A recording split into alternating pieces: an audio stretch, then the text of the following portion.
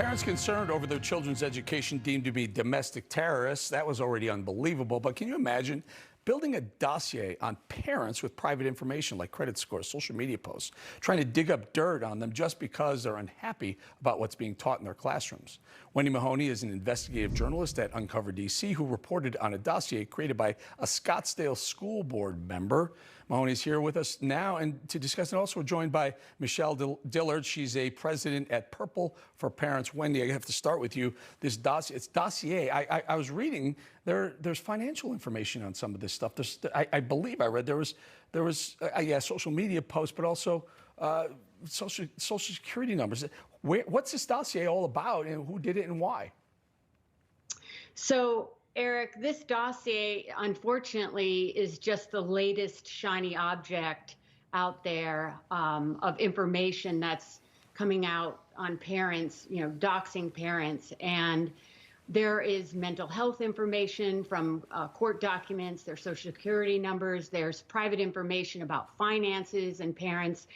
And this is kind of on the heels of things that have been happening across the state of Arizona, starting with Chandler back in January of 2020. And so this is not the first time that school boards are doxing or school boards and their allies are doxing parents. And it's a huge concern. But the good news is that parents are fighting back, and parents are not going to take it. Let's hear from Michelle, who's part of a parents group. Michelle, what do you think when you hear this about unruly parents being targeted? Well, it's not surprising to me at all. This is just the tip of the iceberg. And like Wendi said, it's just the latest thing that has happened. And we've been dealing with this for a few years as we've been going to school board meetings to try to stand up for our rights and our children. Wendi, I got to think this is illegal. A lot of this stuff is illegal, especially if you point out some mental health information. They may be violating some HIPAA laws. Well, it is illegal. And the nice thing is that Michelle here can tell you about a law that she helped put into legislation in May that basically holds people, in violation of the law if they dox people's personal information.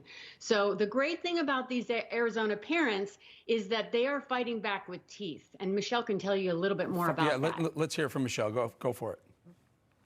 Well, our group was targeted by the left as we were fighting in the Chandler Unified School District, where they were trying to cancel people from their careers, trying to get them fired, doing email and phone call campaigns, contacting their employers and also the state licensing board to try to get their professional licenses revoked. And there was no law to protect the parents in that case.